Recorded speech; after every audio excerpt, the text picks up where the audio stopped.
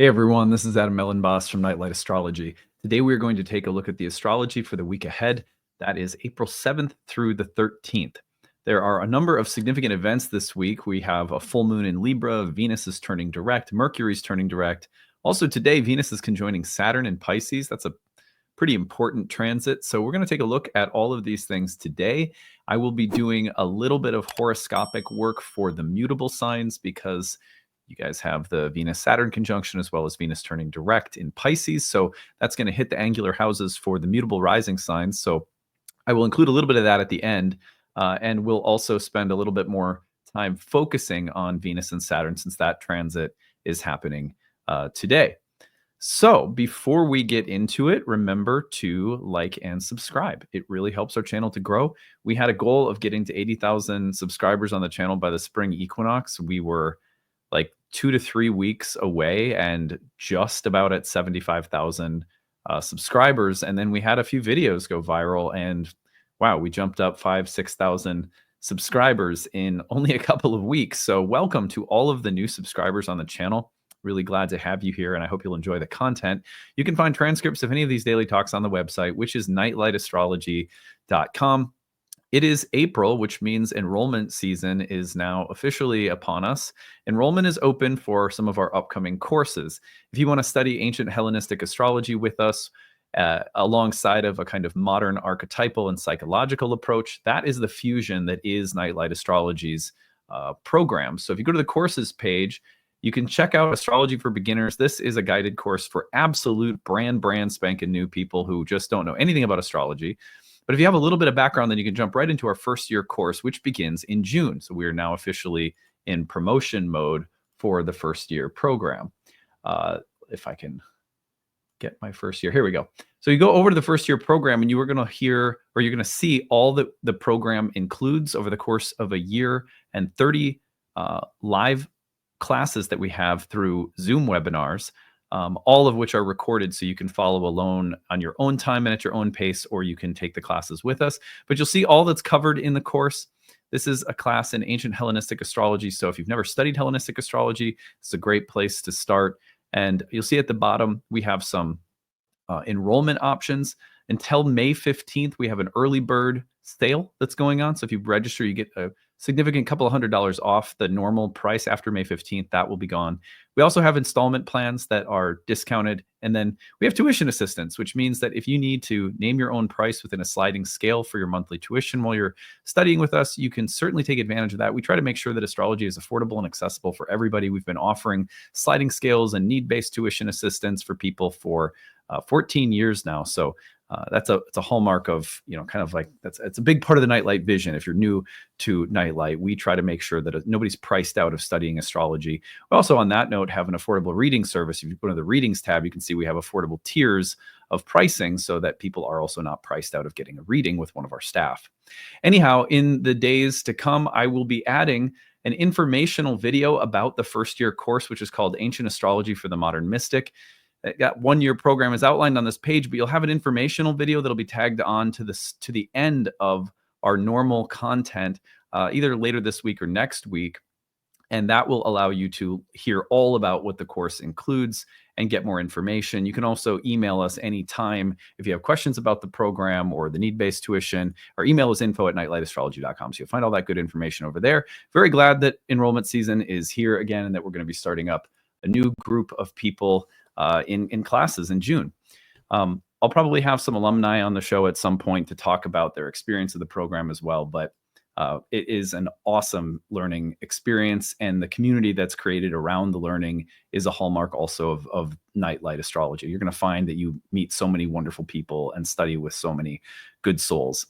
All right, on that note, let us shift our attention now to the real-time clock, and let's take a look at what is coming this week. Here we go. So Monday here, the 17th, I'm going to roll through the transits that we're going to be looking at this week. We have Venus conjoining Saturn in Pisces today. So the start of the week is a Venus-Saturn kind of start to the week. It may not be the easiest start to the week, but we'll talk about that. I'm going to circle back around and talk about that in greater depth since that is happening today to start the week here on April 7th. The other thing that's happening today is Mercury is also stationing to turn direct. So if we take a look at Mercury right here, you'll notice the little S underneath Mercury in Pisces. That means that Mercury is stationed and is thus finishing its retrograde and turning direct at the tail end of Pisces in a conjunction with the north node of the moon, at least by mean node measurement. So those two events open us up here at the start of the week. Tomorrow, Venus will sextile Uranus. So Tuesday, April 8th, we can see that the sextile between Venus in Pisces and Uranus in Taurus is there. That's a nice little connection between those two planets that can really soothe or just add a little bit of energy and momentum to the Venus-Saturn conjunction, which is still active. We'll talk more about that when I come back around to talk about Venus and Saturn. But essentially, it's Venus and Saturn. Things can get a little weightier or heavier, but add in a sextile to Uranus, and you might be able to free up some of the stuck or heavy energy because Uranus is very good at making things lighter or breaking through Saturnian boundaries or barriers. And notice that Uranus is also sextile to Saturn. Now, on April 12th, kind of going into the weekend, at the very end of the week on Saturday, we will see a full moon in the sign of Libra. Now, let me just move this forward a little bit so you can see the exact. It's going to be at about 23 degrees of Libra right here. So a Libra full moon, while Venus, the ruler, is turning direct, exalted in Pisces in a conjunction with Saturn. That is very interesting. That certainly suggests that we're at a critical turning point with respect to Venus's cycle. And the full moon is very much an expression of Venus concluding its retrograde. So that will be something we'll dive into for sure at the end of the week. The other thing that's happening is on the same day, of course, as I just pointed out, Venus stationing and turning direct. So the full moon ruled by an exalted Venus who's turning direct, still in that conjunction with Saturn. So you can see that the theme of the week really is Venus and Saturn, as well as the two planets turning direct. And there's a little bit of help from Uranus in the mix. So that is what we're going to look at now. And we'll start by going back to the beginning of the week where we are today. And we'll look at April 7th. So that's our Venus-Saturn conjunction. And remember, Venus already met Saturn in a conjunction in direct motion a little bit ago. So let's take this back in time. I'm actually going to eliminate everything from our perspective right now, except for Venus and Saturn. That will make it a little bit easier to show you the dance that these two planets have been doing. All right. Oops. Okay. Where are we? I just totally... here we go. Sorry about that. My screen share got goofed up. All right, let's go. Here we are. Monday, April 7th. Okay, sorry, guys. Put it back up on the screen. All right, so Venus and Saturn conjoining today. But if we go backward in time, what I want to show you is that prior to the retrograde, Venus was in Pisces and made the conjunction with Saturn. This was, and you can see the two planets coming together right here at the 16th degree of Pisces on around January 19th. So sometimes it helps if you're the type of person who likes to do a little memory work and track the transits over their longer processes. It can help to look back at mid-January to see what was happening around that time.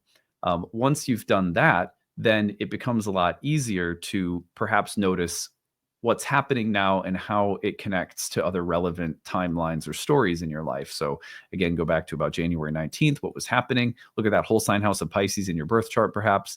And then if we bring it back, here's what Venus is doing today. So Venus, through its retrograde, now coming back into conjunction with Saturn. I like to think about this combination of Venus and Saturn as carrying themes that are both romantic and epic and full of gravitas, a kind of weightiness or seriousness, and a fullness and a kind of maturation that Venus and Saturn will often express when they come together. I've used this image before, but Venus and Saturn is a bit like the kind of wine that takes 70 years to reach its peak. When you put Venus and Saturn together at its worst, you have an expression of relationships that will part or end or reach their natural expiration. Saturn as a planet was associated with winter and death and old age and impermanence, decay, entropy. So, among other things, right? We don't want to get too narrow with the way we think about any planet, but Saturn does represent those natural qualities. It's a part of life. We have, here I'm in Minnesota, our winters are pretty severe at times.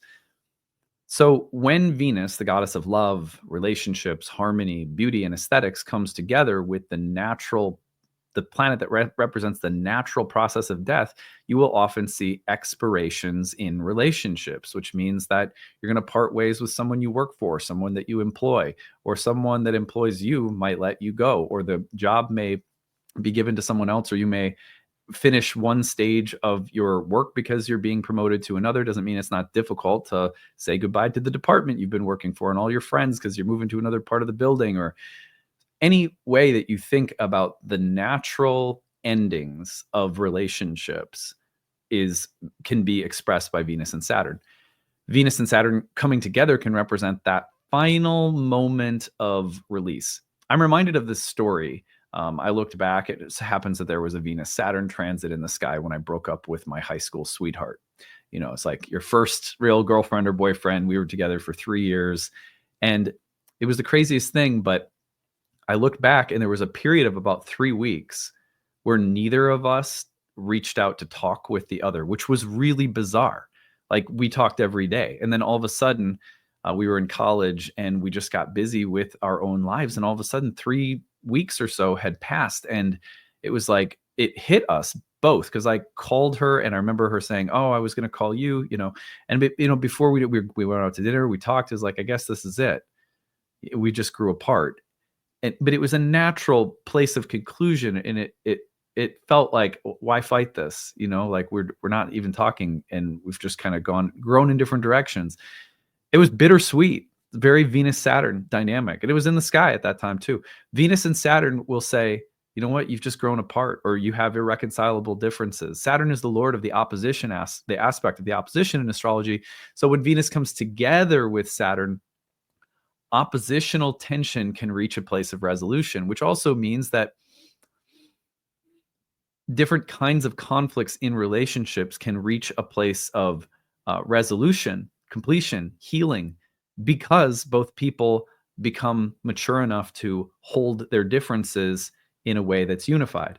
So Venus-Saturn can be about the maturation of a relationship because you've been able to handle and work through certain kinds of core conflicts. So it's a funny thing because you'll see Venus-Saturn conjunctions when people get married, when people get engaged, when people make a serious commitment to someone or something, when people decide that despite our differences, I'm committed to this other soul. Very Venus-Saturn. It can be about the maturation of love and the deepening of commitment. But on the other hand, when certain oppositional tensions reach a place of natural departure where you say, these differences just don't make sense, to keep trying to be together just doesn't make sense. And so the natural point of departure, of a breakup or the ending of a contract or something like that, those are usually the hardest parts of Venus and Saturn. But isn't it interesting that this is coming at the very end of Venus's retrograde? It is as though from the beginning of March all the way through now, we've been carrying a process of release and transformation around certain relationships in our lives. And the conjunction with Saturn as Venus finishes her retrograde and turns direct by the end of the week with a full moon in Libra speaks to this place of balance or reconciliation, or of reaping what's been sown, or of a karmic point of departure or resolution within certain key relationships. Now, the trick to finding out which relationships those are will typically have to do with the whole sign house placement, in this case of Pisces, in your birth chart. Look at the topics of that house. If you were a Gemini rising, like this, random chart is on the screen, it would be in your 10th house. So something in the career, relationships in that sphere of life might be reaching a point of great maturation, deepening commitment, or departure. So that's how I would recommend looking at this. But it is a heavy transit that even though it's happening today, is active all week. Look, I'm going to advance this one day at a time. Tuesday, it's still at the 25th degree. Wednesday, it's at the 24th degree Venus is, but less than a degree off from the conjunction to Saturn. Take that forward all the way through the end of the week when Venus stations and turns direct, and Venus is just a little over a degree apart from Saturn, but is now going to turn direct, moves faster than Saturn, and so we'll catch Saturn again. Look, if I just speed this up a touch, notice that Venus will move through the conjunction with Saturn again, the 24th and the 25th of April. So this is a process that doesn't just conclude this week, but follows through for much of the rest of April as Venus continues its path through direct motion and yet one more conjunction with Saturn. So this process may be a process of gradual refinement, of gradual endings, of gradual departures, a place that will carry a lot of weight and significance in your life. But it could be that this first meeting with Saturn is only part one of a two-part process with Saturn that comes later in the month. So kind of keep that in mind. This is a month that really speaks to the Venus-Saturn dynamic. And for most people, that will mean certain relationships are maturing and bearing fruit that represents the labor that's gone into making the relationship something special, while others may reach a natural point of departure. And some of that can be painful with Venus and Saturn. But there's also, Saturn is often talked about as the god of necessity. So whatever's happening, there's a sense of fatedness, of necessity to it. Like those 3 weeks when I was in my freshman year of college or whatever, and it was like, I guess we haven't talked for 3 weeks. I guess this kind of means we're breaking up. And that was it. It was like, it was painful, but it's like, who's going to fight the tide?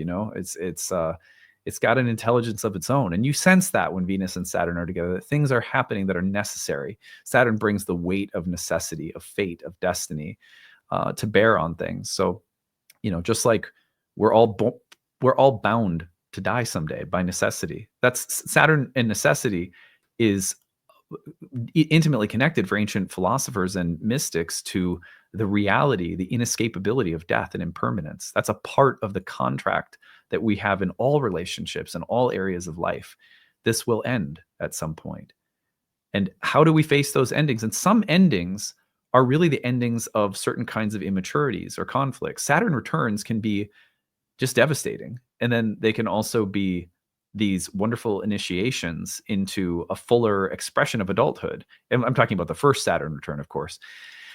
Anyhow, so the other thing that's happening today on April 7th here at the beginning of the week is Mercury is turning direct in Pisces. So let's add Mercury back in. As soon as we add Mercury back in, we're going to see, I'm going to back this up just a little bit here.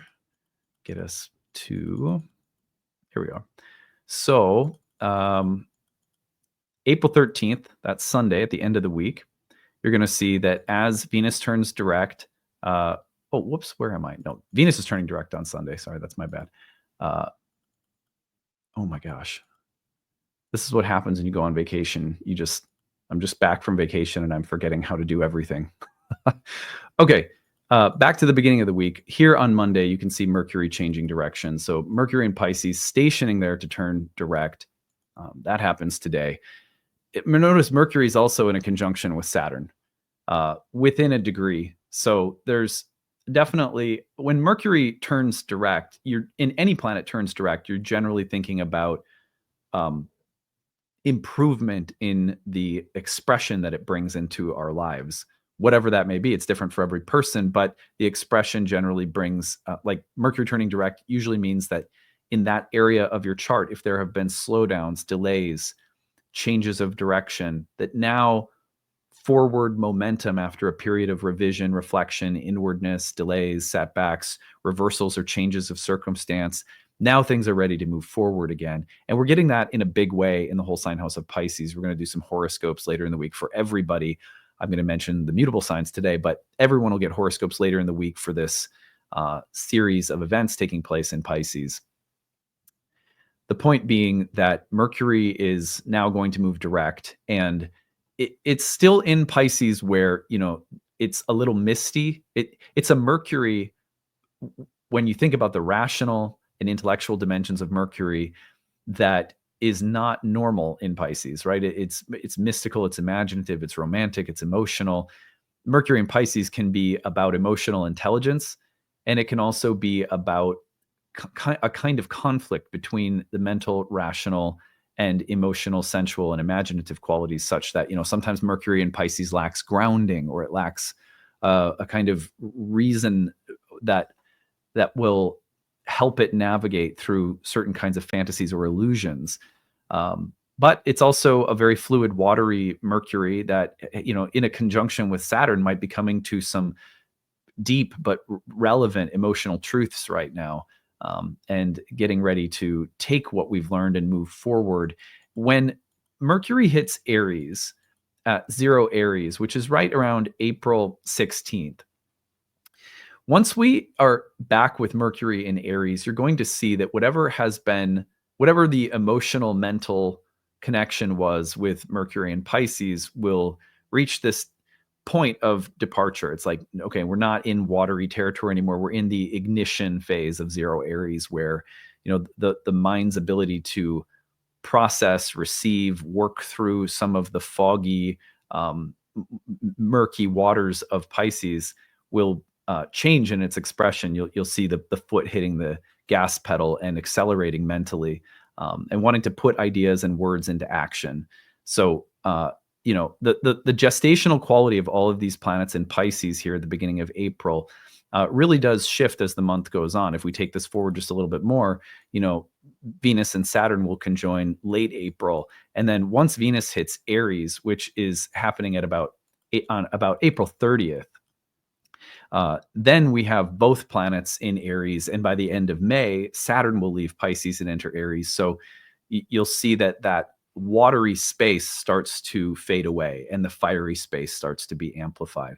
That's just kind of a big picture thing to keep in mind for the month of April in general. Anyhow, so Mercury turning direct at the beginning of this week for most people should be experienced as perhaps the return of some degree of mental clarity, or greater ease in communication, or of sorting things through, or of understanding something, or making sense, or communicating. All things like that should improve a little bit as Mercury does turn direct today.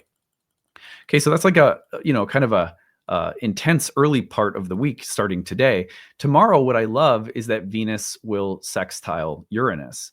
So if we put the planet Uranus back in, let's take a look at this now. You'll see that Venus in Pisces hits the sextile to Uranus, which is also really helpful, is that Saturn is also sextiling Uranus. The reason that this is important is because think of that gravitas we were just talking about with Venus and Saturn. It's the natural consequence of time in relationships. What have you built? You're going to reap what you've sown with Venus and Saturn, in love, in sex, in marriage, in friendships, in colleagues, coworkers, any kinds of relationships. Well, isn't it nice that Venus and Saturn are both contacting a sextile? Sextiles are of the nature of Venus, so harmony, a harmonizing contact with Uranus and Taurus, Venus's sign, while Venus is also exalted. This suggests that whatever weighty natural point of departure or conclusion is in front of us, that it's probably a good one that's going to free up time, energy, space, make things flow a little bit better. There's been times in my life where, we've had people when we ran a yoga studio that worked for us, that were fantastic, and then they had to leave. There was a new phase of life unfolding, and all of a sudden it was like, oh God, we're losing an employee. We have to find a new one. But then in the process of looking for someone, we might have found someone who had new skills and talents that was going to provide brand new things for the yoga studio. And all of a sudden, what felt at first like a difficult ending became an opportunity. This happens all the time, right? To all of us, that a door closes, what is it? How's a window closes, a door opens, however that goes. So look for the door opening at the same time or simultaneous to something closing. The natural point of resolution, conclusion, endings, and permanence with Venus and Saturn is yielding new space, a freeing up of energy that comes alongside of it. I love that for this reason. So if today feels a little heavy with Venus and Saturn, just know that as the week goes on, Venus and Saturn they gain some momentum and some of that revolutionary impulse from Uranus through a harmonizing sextile. So it's a really nice part of the week that will be kind of calling back into mind a few more times as the week goes on. Anyhow, Then we'll spend a lot of time on this too in relation to everything that's happening with Venus, which is the full moon. So the full moon in Libra comes in toward the end of the week on Saturday. You can see here is the full moon in Libra right here. And let's put it, so you always tell the full moons are always opposite the sun, right? Most people know that. But this full moon in Libra is highlighting the Venus-Saturn dynamic. And of course, at the same time, that Venus-Saturn dynamic picking up a positive sextile to Uranus. So notice that Uranus is in a Venus ruled sign, the moon is in a Venus ruled sign at the time of the full moon, and then we have Venus and Saturn. So when you think of the full moon in Libra, the scales of balance, the scales of justice, and here the ruler Venus is turning direct, finishing its new phase of growth and evolutionary development, and in a conjunction with Saturn. This is a weighty moment. The scales are being balanced. Old karma is being resolved. A new beginning is coming with new energy and resources available, but we have to go through this kind of burdensome moment of release. Now, that implied moment of karmic judgment and evaluation and harvest is implied by a full moon in the sign of the autumn equinox, the harvest moon. You can call it that if you'd like. There's different ways of thinking about the harvest moon, in our calendar year. But the harvest moon of Libra, to me, is the full moon in Libra each year when we're in Aries season, karmically speaking, because it points to a harvesting karmically. And whatever Venus is doing during Aries season when the full moon is in Venus usually becomes of great significance. In this case, Venus is exalted, but having to finish some weighty business with Saturn. So the full moon is really colored and influenced by that dynamic. Again, we'll be looking at that later as the week goes on. And then, of course, on the same day as the full moon, Venus turns direct. So you can see, you can feel what kind of week it is. I'm not the kind of person who likes to make everyone think that every single transit, every single week is this major epic portal of transformational change. I just, I think that it largely depends on where things are at in your birth chart. If you have planets in the late degrees of mutable signs, for example, in your birth chart, you're getting squares or oppositions or conjunction right now from these planets in late Pisces. And that could be more impactful for some people. If you have a mutable sign rising, that's going to have a bigger impact on you than it would if you have a cardinal or fixed sign rising, for the most part, because the changes of direction and the Venus-Saturn dynamic are happening in an angular house in your chart if you're a mutable sign rising. Anyway, I'm going to be doing horoscopes for everybody later in the week, but let's finish off today's episode by taking a look at those mutable rising signs and what you're getting this week if you are Gemini, Virgo, Sagittarius, or Pisces rising. Don't feel bad if you're left out of this one, because like I said, I will be doing more horoscopes later in the week. But I'm going to now share my screen if I can remember how to do. And I'm like, how does a cell phone work? Okay, here we go. So if you're Gemini rising, we're looking at the mutable signs, because if you're a mutable rising sign, and your whole sign horoscope will mean that these major changes of direction in the Venus-Saturn contact are coming in one of your angular houses. Those tend to be the busiest and most expressive. So if you're a Gemini rising, this is in your career house. Think about the workplace environment. Think about changes happening within your company, within workplace relationships, transitions of power, authority, relationships that are transforming in the workplace. All of this could be a pretty noticeable theme for Geminis in that 10th house. Now, I always mention this, if you're retired, the 10th house is just what connects you to the civic social arena of life, like outside the doors of your own home. So how do you show up in the world? What is your involvement or calling or mission with respect to the world that you live in and your involvement in it? Clear changes in the relationships in that world or values going through a transformation. So you look for those things in addition to the very basic idea of it being the career house. So watch for a kind of culminating karma there. Now, if you're a Virgo, this is going to be taking place in your 7th house. So for Virgos, it's all about relationships.